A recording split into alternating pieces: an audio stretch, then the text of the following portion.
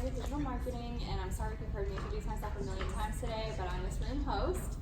So Casey's a storyteller, writer, editor, photographer, and she's the content editor for Cisco's award-winning talent brand, but she's also an advocate for the St. Baldrick Foundation for Children's Cancer Research. She's gone bald twice and has raised over $50,000 for Ryder head of hair. So please welcome to FlBlogCon, Casie. Well, we feel like we all know each other now because we didn't really know. So I'm going to start with the sad story, but just follow through with me. We'll become happier really quickly. 1 month before I turned 21, my 18-year-old sister passed away in April of 2004. She was vibrant, healthy, athletic, all of the things you would think an 18-year-old kid is, and within a blink of an eye, she was gone. 1 week. How was I going to graduate college? I had no idea without her by my side. How was I going to get married without her by my side? No idea. I didn't even know how we were going to go home from the hospital without her. I had gone from planning my 21st birthday to writing a eulogy. And while I was the writer in the family, I had not written a eulogy before, so I was not very good at it. Naturally, there were a lot of raw emotions then: disbelief, heartache, anger. I was mad at the sun for shining.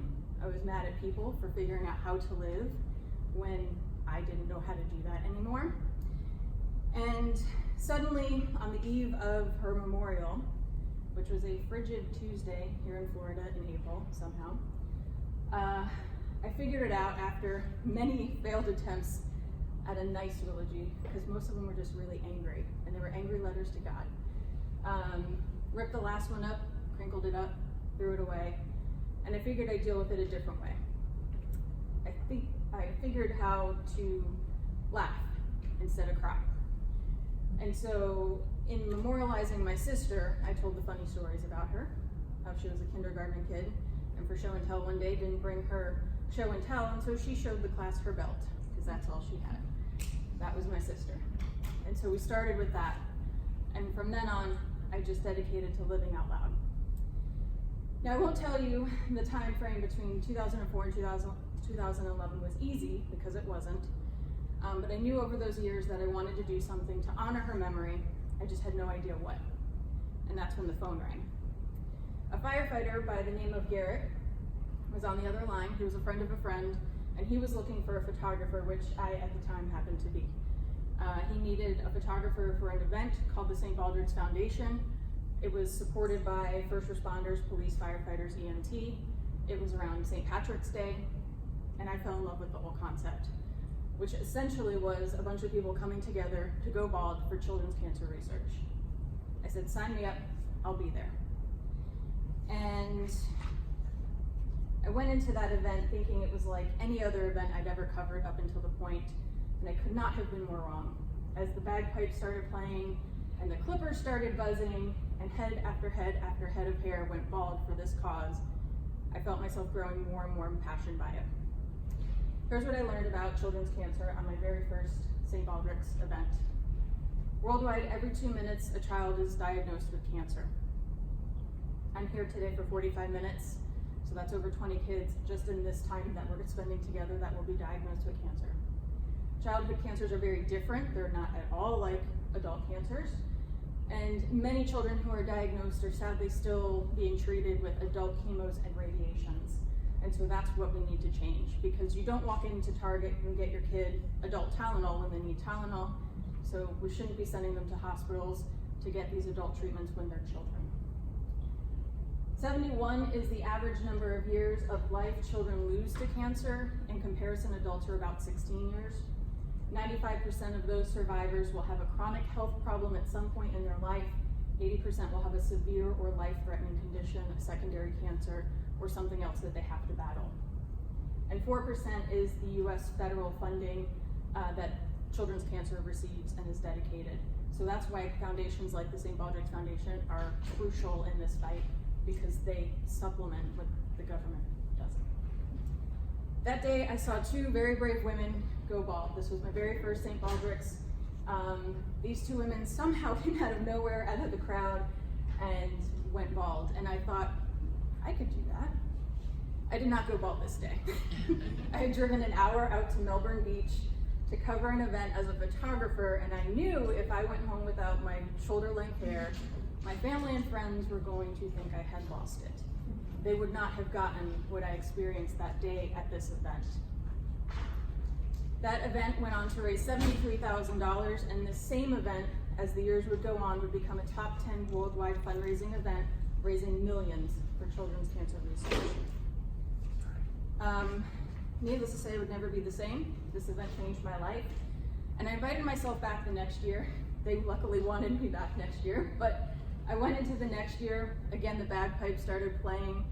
You hear the buzz of the clippers, and there's nothing like Shave Day. It's right up there for us, like Christmas is for some people.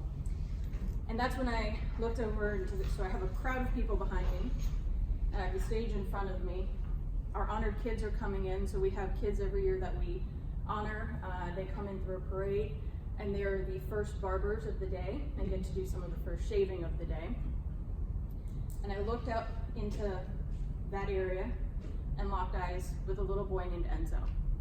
This kid stole my heart immediately, obviously for reasons. And it was this moment, this very moment, that made St. Baldrick so much more to me. He was fighting leukemia, and his family, like my family, was from New Jersey, so maybe that had a little bit of the immediate connection. But I just knew as I saw him, I had to do everything I could to make this better and help kids fight cancer. At the end of this event, I told Garrett, who is now a very good friend of mine, that he could have my hair.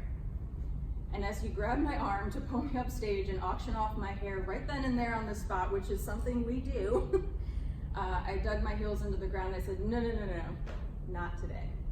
You have to wait until the event after I'm married. So he looked at me and he said, is that a promise? And I said, that's a promise. Here's your love story. I wasn't dating anyone right then and there. So I figured they'd have a really long time to wait. I did, however, the very next day tell my best friend, who's sitting right there, that I had made this promise, and he had said, you're gonna rock that. So that's the year we knew we were gonna do more. I wasn't just a photographer after this year. In 2013, Team Live Out Loud's year, this was Team Live Out Loud's very first year, and the very first two people to sign up were my dad, who's sitting over here, and Sean, who was now officially my boyfriend. We went Facebook official a few months after. You can see a few other friends joined us, and I would never go to another St. Baldrick's event alone again. In fact, now I bring a posse. There's a massive amount of people that come with us each year to this event. This year, our very first year, we raised a little over $3,000. I raised $600 that year, and I thought that was amazing because I hadn't lost any hair yet. Over the years, our team would grow. No one was safe from us. Sean is kind of our team recruiter, and so if you're a family, a friend, a coworker, if you're sitting here today and would like to join us in 2020 and go bald, no one is safe from us. And as of 2016, we had raised a little under $23,000. So you can kind of see our year by year comparison, what the team raised and what I had raised. This, at the end of 2016, was really the event where I saw we're doing something bigger, because 23,000 isn't that far from 25,000. And I knew in 2017 I could get that extra 2,000 and top us off. And then the milestones started to kind of click in my head. For those of you who are here for the love story, Sean and I dated all these years. And Sean, God love him, had to deal with everyone and their mother asking when he was going to propose because they wanted my head of hair. So not just family, not just friends, literally everyone we've met and worked with at St. Baldrick's. And in 2017, that did happen. On February 10th, you went off, yes. On February 10th, 2017, Sean asked me to marry him. Of course, I said yes. And in all of our planning and all of our dreams, St. Baldrick's was always included.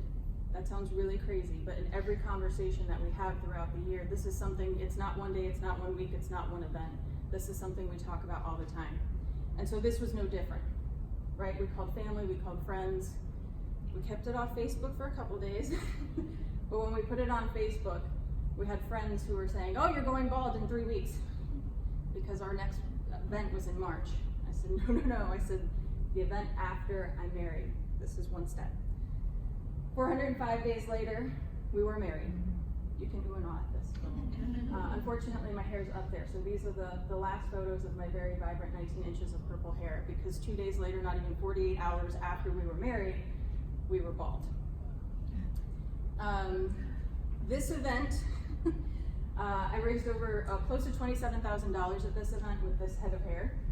Again, 19 inches. We did a lot of work. This team raised almost $29,000 that year. A lot of the teammates that we've had year after year came on and signed on and said, here's my $50 donation, which is the minimum to shave. Everything else they worked for went for my head of hair. I was in the St. Baldrick's top of the charts at number 26, so that's 26th worldwide top fundraiser. And they don't count this, but I count this. I was the 5th female in the world. So I think the men have it easier. Women, we got all this to do. So I counted myself number 5. And yes, I found an organization that would take 19 inches of healthy, long purple hair to make wigs for kids at no cost to their family. That is Children with Hair Loss, if anyone is curious. I had a record of 10 people shave my head, family, friends, my sister, my parents, people that we have known over the years through St. Baldrick's. And if you look very closely on that top line of photos, you will see a very, very familiar little face. Enzo also shaved my hair. I grabbed him out of the crowd. After 8 years of a lot of hard work, a lot of dedication, many, many hours, we were married and we were bald. And I'm very proud of that. This is in our house, by the way. But we didn't stop there. So in 2019, I was told I couldn't do it again. I couldn't repeat. I didn't have 19 inches of long purple hair. I didn't have a wedding. There was no way I was going to come close to the numbers I had put up the year before, because it just doesn't happen. I will also say that most women don't usually double shave. So they do it once for like a really big event and then they grow their hair back out. For me, it was no question. When I came off the stage on that very first event, I was going bald again. We were doing this again, and I was going to get the numbers I wanted because I'm a pain in the ass. It didn't leave me without all of the other stuff I'd used to fundraise over the years. So those were 2 things. They were big things, but they were 2 things. This is our 2019 team with some family and friends included, and we did do big numbers. As a team, we raised close to $27,000. Each $1,000 is a child, it helps a child go through a clinical trial. So think about that as we're adding up these numbers too. And I was top fundraiser with a little over $16,000 for just a rainbow mohawk at that point. In the middle of this photo, right here, is also my mom. So I got my mom to shave last year. So that shows you how dedicated this family has become to this. I also have cousins in this photo from New Jersey who drove down. We've got friends that we've known forever in this photo. The kids are all hooked on it now. None of them have shaved, but actually no, I lied. Donovan up here on the top has shaved with us for 2 years now too. This year somehow meant more to me because they said I couldn't do it and we couldn't do it, and we did. So we were all top fundraisers that year as well. Yes. Why you couldn't do it? Was because your hair was too short? I missed why you couldn't do it. I think it's because of how hard it is, right? Like, I think people think it's easy to raise this kind of money, and it's really not. I will touch on that in a second. Okay, Let me know if I have to re-answer. Over 9 years, actually a little under that, because the first 2 years we weren't fundraising. So this is really about 7 years of work. We're just at under $84,000. Do you know what my brain looks at when I see this? 100. We're so close to 100. Guess what we're doing in 2020? And I knew that 2 years ago. So I was looking at milestones because I want people to know we're all a part of this. I'm one person, but we're all doing this. I'm crushing that number too. So how do we do that? I'm so glad you asked. Live out loud, rules to live by. So get your audience to react. Make them feel something and then take action. Awareness is one part of fundraising. You now know what children's cancer looks like. Now I want you to act. So if you felt something when I told you about my sister, or when I told you about every 2 minutes a child is diagnosed with cancer, that's what we're doing here. I have a lot of people who tell me, Casie, this is so sad. Casie, I don't want to see this on your Facebook every year. It's so sad. Cool, give me $10. Let's change it. You think it's sad? Until we change it, it's going to be sad. KISS, keep it simple, stupid. This is a lot of scientific stuff going on. There's a lot of big words, a lot of big numbers. There's a lot of things about St. Baldrick's, and I'm sure your organizations that are difficult and very hard to comprehend in quick, digestible fragments, especially on social media. So break it up. Keep it tiny, keep it simple. Some of the stuff we do here is like pulling out that number that $1,000 is one child being able to go to a clinical trial for life-saving research. So it's breaking that out and keeping it as simple as possible, so as your people are scrolling on Facebook, they go, oh, what's that? That one thing is easy for them to understand. Me explaining all of the complexities of children's cancer research and St. Baldrick's, and that takes us sitting down longer than social media. Passion. Tell your audience why you're passionate about this. Give them pieces of you, because that's what connects all the pieces together.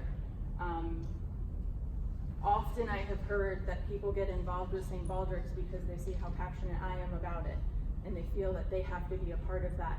And coming to an event changes the whole thing. It's one thing to see it up here, it's another thing to sit there and actually hear the bagpipes and the clippers and the bags of hair being piled up, all for these kids. So give them pieces of yourself. Passion opens the doors for you to break the rules. I will touch on this a little more in a second. I'm a rule breaker. I don't usually tell people to do as I do, because I do some things that I wouldn't totally recommend, but we're all friends here, so I'm going to tell you them in a second. How to live out loud. Take water. Hydrate, that's always good. Never stop talking about your purpose. I will not shut up about St. Baldrick's. If you give me a platform, if you buy me a cup of coffee, if you have a podcast, if you have a blog that you want to guest blog on, I will talk about St. Baldrick's. I have worn t-shirts. I have a stack of t-shirts that rotate through my wardrobe. I've had my nails done. My hair is an entry. People go, oh, I love your hair. Great, this is why I do it.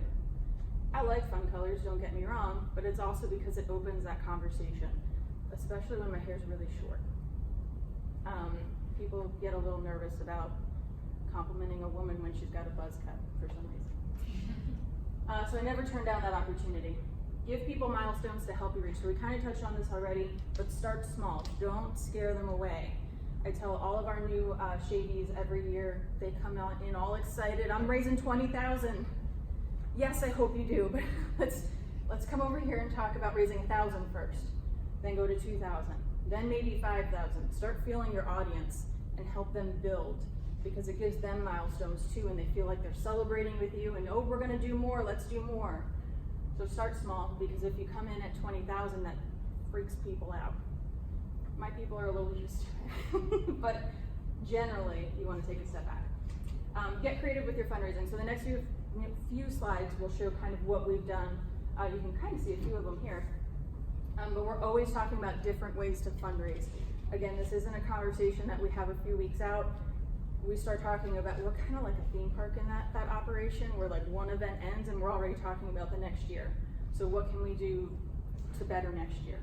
And we're constantly coming up with ideas. Who can help us? What friends do we have that work for what businesses? How do we pull that all together? Through social, I do a lot of my fundraising through social. It works for some people, it doesn't work for all people.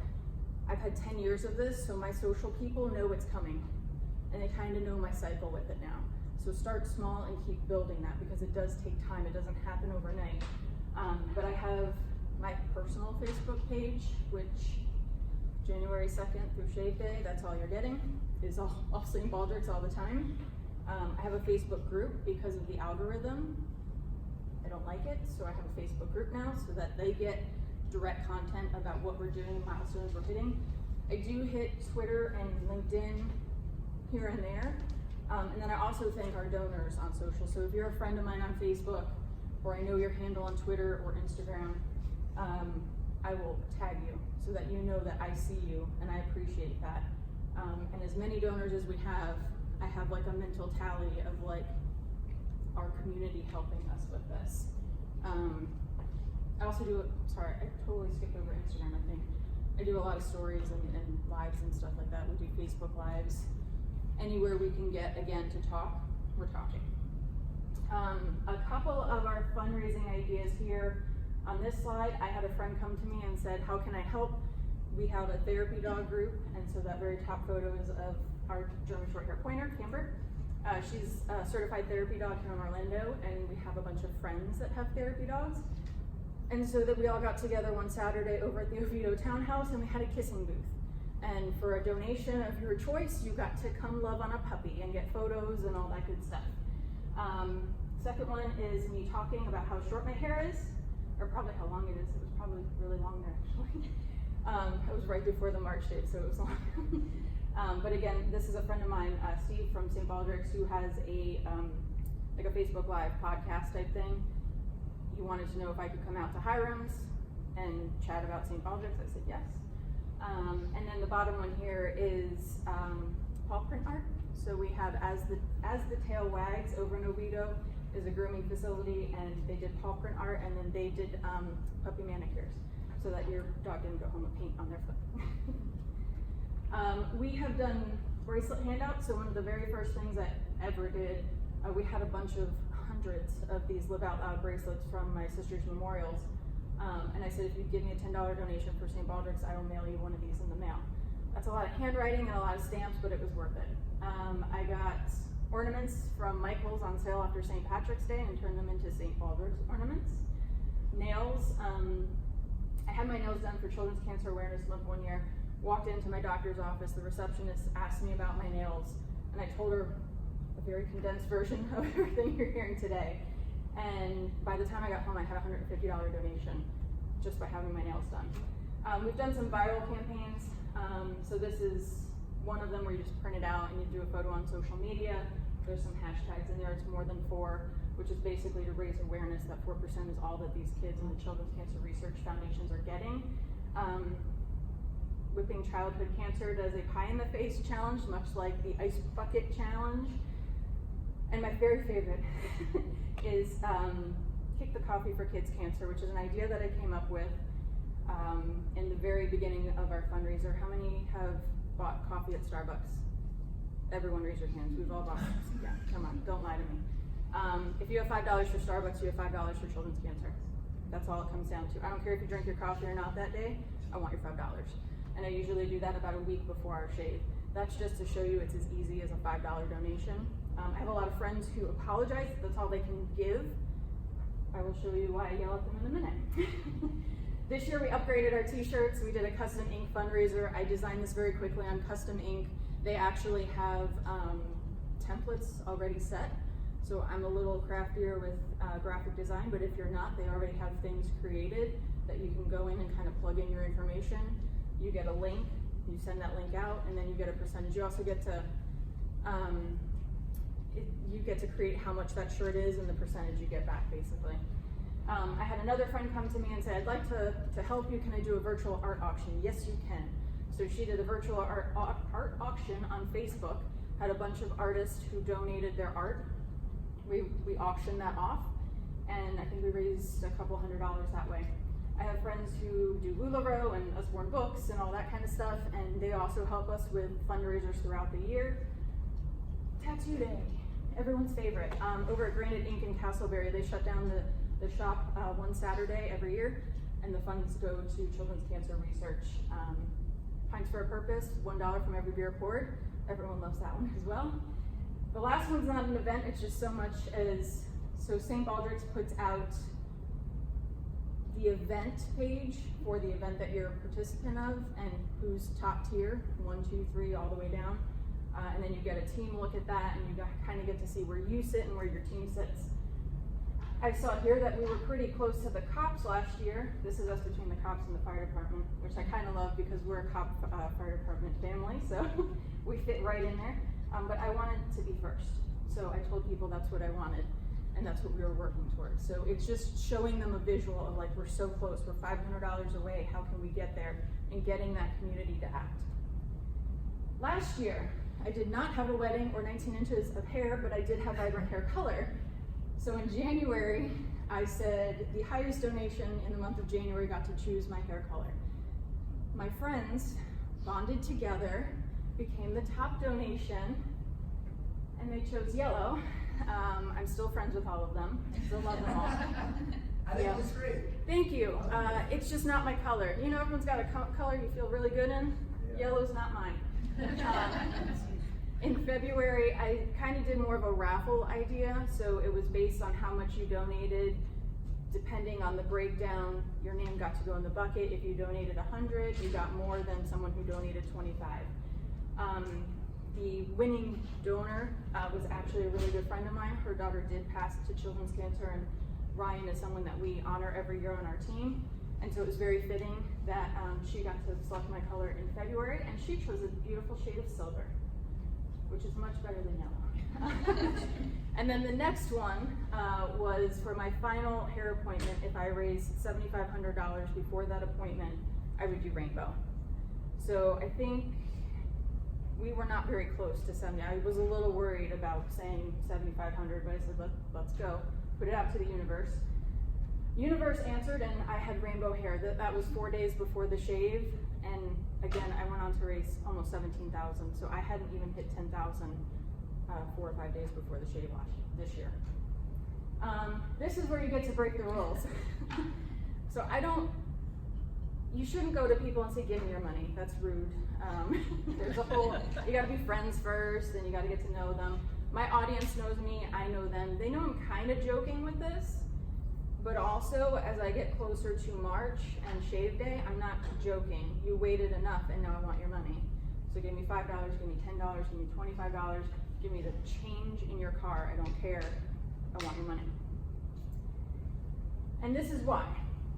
These are actually based on 2018 numbers, but my 2019 numbers are pretty similar. 53% of my donations have been $25 and under. I've raised over $52,000. Most of them are under $25. And even larger numbers under $100. So a lot of people come to me and say, oh, someone gave you a check for $10,000, that's so nice. Yes, it would be. If you know anyone, I'd love to meet them. That would make my life a whole lot easier, because then I don't have to go door to door, essentially. But this means a whole lot more to me, actually, because this is the heart of what we do. This is a whole lot of people carrying a whole lot and giving what they can. That means more to me than an easy $10,000 check. So don't discount every dollar counts, because that's really cliche, and we're like, we don't want to be cliche. Every dollar counts. So those $5 donations, those $10 donations, my friends that are apologizing that that's all they can give, they're the ones that are contributing to this. This takes everyone. It's not just me, it's not just a couple donations, this is everyone. So what's next? When I got off the stage in 2018, literally was not even off the stairs, a friend of mine at St. Baldrick said, what's next? And I was like, I haven't thought of that. Because everything was leading up to this big event, getting married, going bald. That actually sparked me to think what's next in many, many years. So I thought about 2019, I thought about 2020.